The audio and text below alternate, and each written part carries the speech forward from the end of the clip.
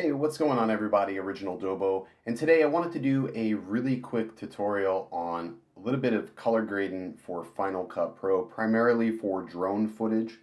Now the footage today I'm going to be color grading is out of a Phantom 4 Pro, and we're going to be primarily focusing on how to use the color wheels in the new version of Final Cut Pro.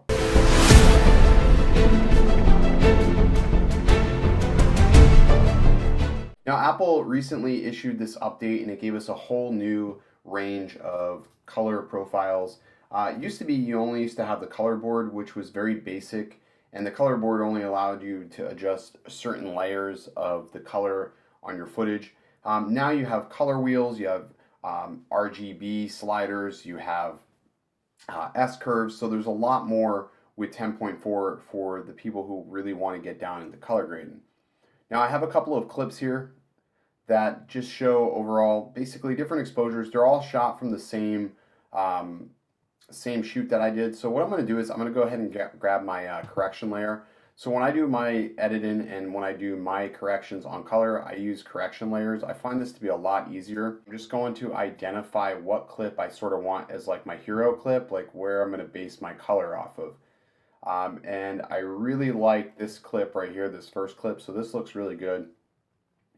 And the next thing I'm going to do is I'm going to go ahead and click on Command 7, and that's going to open up my window that's going to show all my different color profiles. We have Luma, RGB, Vector Scope, which is more or less for saturation, and then you have your RGB Parade.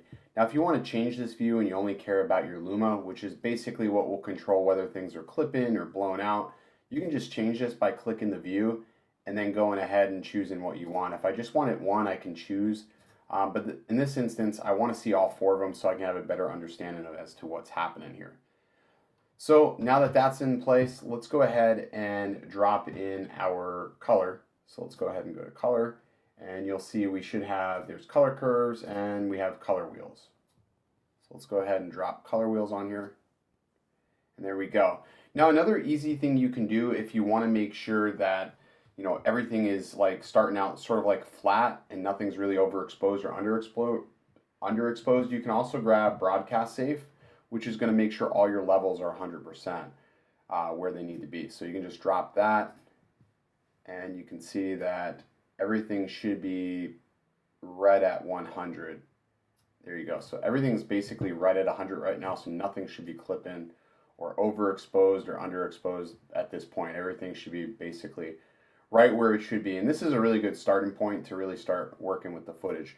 So now that I have that in place, typically what I will do is I will scroll to the point in my clip where I like the footage and I want to sort of base all my other clips off of this look. So now that I have my color wheels in place, go ahead and click on the color wheel here. And you can see it's a little bit different than before. Off to the back side, we have the luminance, or basically the exposure control. And then on the front side, we have saturation. And then beneath that, we can control a little bit more granular of the colors that we're pushing into our image. So for this instance here, exposure seems to be pretty good. I do want to lower my shadows just a little bit. So I'm going to lower those down here, and you can sort of see lowering the shadows sort of gives it a little bit more of a cinematic feel. And it's literally right at 0, which is good. But I do want to raise my midtones maybe just a little bit. I'm just going to sort of gradually go. I think that looks good like that. I think the highlights are pretty good. I could lower them a little bit, but I don't want the image to be too dark. So I'm just going to keep it right there. That looks good. Take a look at what that's like. Yeah, so that looks good. Let's go ahead and bump up the saturation on the highlights just a little bit. And I can do the same for the shadows, just push those up a little bit. I really don't like things oversaturated. I sort of like to keep them sort of, normal. Now, one thing I do like about this version of Final Cut is that I can go ahead and push over the colors. So you can see I can change the slider. So if I want my highlights to be a little bit more favorable to the orange, I can do that. And you can see we can get it really extreme. But we're just going to go right about there because it's a really nice sunrise, and so you can sort of see. So we're just subtly adding a little bit of color into there, and I think that looks good. Now what I do is I go ahead and grab my blade tool, and I cut the clip, and then I move to my next clip here. So what I'm doing is basically separating my adjustments so that way whatever I adjust here isn't going to affect anything. Now that I have like my base color set, I can go ahead and separate all my clips and then adjust them individually. So let's go ahead and come here and take a look, and you can see the shadows aren't underexposed at all. So I want to bring my shadows down on this clip. So let's go to the shadows here, and I'm just going to basically highlight the base correction, and let's go ahead and bring the shadows down just to 0. So that's good like that. I like that. So we can see the sunrise. And let's go ahead and maybe drop the highlight just a little bit because I mean we're facing into the sun. And then I'm going to bring my midtone down a little bit too. So sort of just like that. So you sort of see the difference here. So a little darken in here because I want to put more focus into the back here, which is where it needs to be. So that looks good. I like that. And I can go ahead and adjust the saturation down a little bit because it's a little bit more extreme being right into the sun. And I think that looks good. Now this is a pretty foggy day, so you can sort of see everything is looking good. And then we're into this clip here, and this clip is facing down and the sun's behind us. And it's a pretty dark clip, so let's go ahead and first things first, let's reset this right here because we don't have any real orange highlights here because the sun's not in here. So let's go ahead and bump up the highlights, and we can bring those all the way up to the point where we're not going to lose any data, and that looks about max right there. And then I want to bring the shadows down a little bit, so let's go ahead and bring the shadows down. So that looks good like that. And then I'm going to bring the midtones down just a little bit, so sort of like that. Yeah. Let's take a look at this. Yeah, that looks good. And the highlight, or I want to say the highlights, there really isn't any highlights here to really saturate. So I'm just going to go ahead and grab this right here on the shadows and just saturate it ever so slightly. And same thing, again, I can make this more or less or extreme. So I'm just going to go about there. And this was a pretty easy clip. There's not a lot going on here. I can also bring this down here so I can just make sure this is all even, but you can see nothing's really clipping. So I mean, I don't really worry about that too much. So I think that looks pretty good. Let's go ahead and see what that looks like. So big improvement over what it was before, and we're not really losing any data in the clip either. So I'm going to go ahead and move over to this clip. And again, this is still basing it off of the other clip, and highlights look good, saturation looks good. I'm actually pretty happy with this right here, so you can see a little difference. I could bring the highlights down just a little bit and bring the shadows up just a little bit. And I think that looks pretty good. So that looks good. So that's sort of just like a little quick overview of how to do this.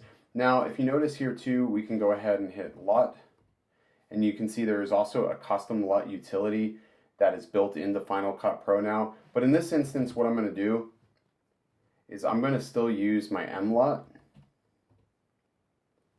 And I'm just going to go to Alt Video. So I like using MLUT. And then what I also like to do too is use a look grade. So I just grab my look grade and I drag this across the top.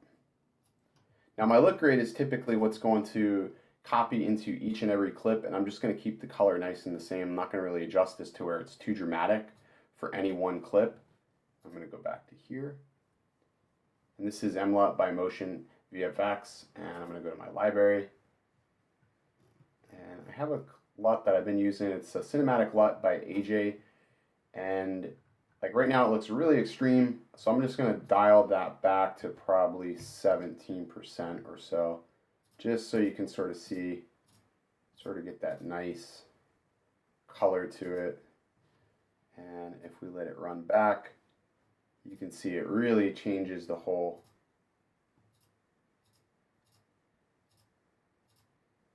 look of it. So let's go ahead and come here. We'll pause that out.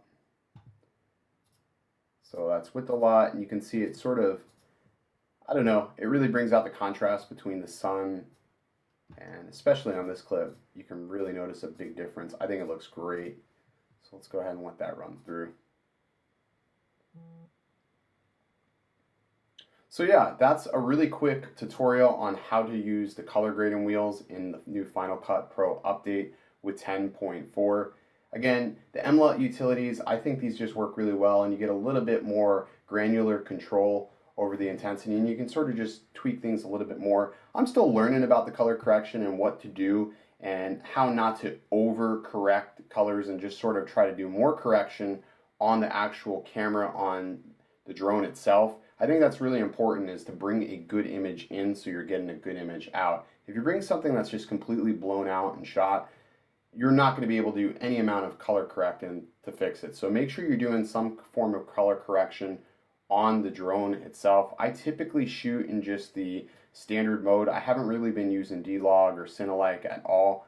I may start D-Log. I don't like that it locks the ISO at 500, and Cinelike is a little bit better, but still, I mean, you can get great colors not using any one of those, and you don't have to do much tweaking. Anyways, guys, that's going to do it for this video. If you enjoyed this content, don't forget to hit that subscribe button. As always, thanks for watching. We'll see you next time.